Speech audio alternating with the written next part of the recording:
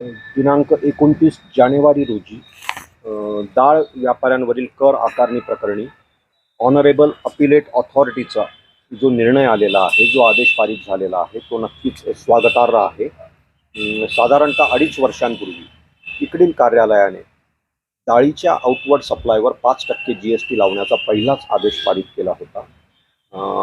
First and most कॉन्ट्रॉवर्शियल order असल्यामुळे त्या पश्चात जी असंख्य घटनांची शृंखला मागील 2.5 वर्षापासून सुरू होती, जसं खामगाव शहर पोलीस स्टेशन येथे व्यापाऱ्यांविरुद्ध FIRs दाखल होणे, माननीय उच्च न्यायालयातील रिट याचिका, विभागाने देखील सदर प्रकरणी असंख्य चौकशी समित्या स्थापित केल्या होत्या, शिवाय लाचलुचपत प्रतिबंधक विभागाने नुकतीच केलेली कारवाई आणि या सर्व घटनांच्या पार्श्वभूमीवर काल जो अपीलीय प्राधिकाऱ्यांचा निर्णय आलेला आहे तो नक्कीच आनंददायी आहे.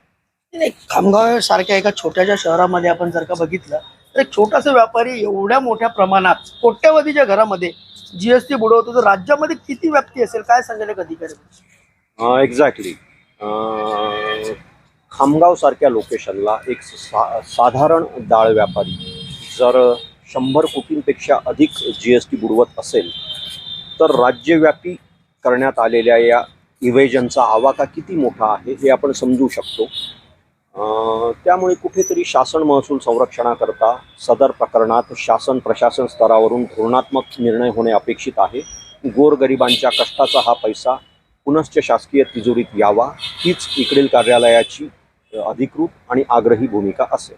थँक्यू. हे होते चेतन सिंग राजपूत आणि त्यांनी स्पष्ट सांगितलंय, छोटासा व्यापारी जर का इतक्या मोठ्या प्रमाणात कोट्यवधीच्या घरामध्ये जर GST बुडवत असेल तर त्याची व्याप्ती महाराष्ट्रामध्ये खूप मोठी आहे. त्याचं धोरणात्मक जे कारवाई आहे ते स्थानिक आणि राज्यस्तरीय GST विभागाच्या माध्यमातून झाली पाहिजे, अशा प्रकारची आग्रही भूमिका जी आहे चेतन सिंग राजपूत यांनी बोलताना व्यक्त केली.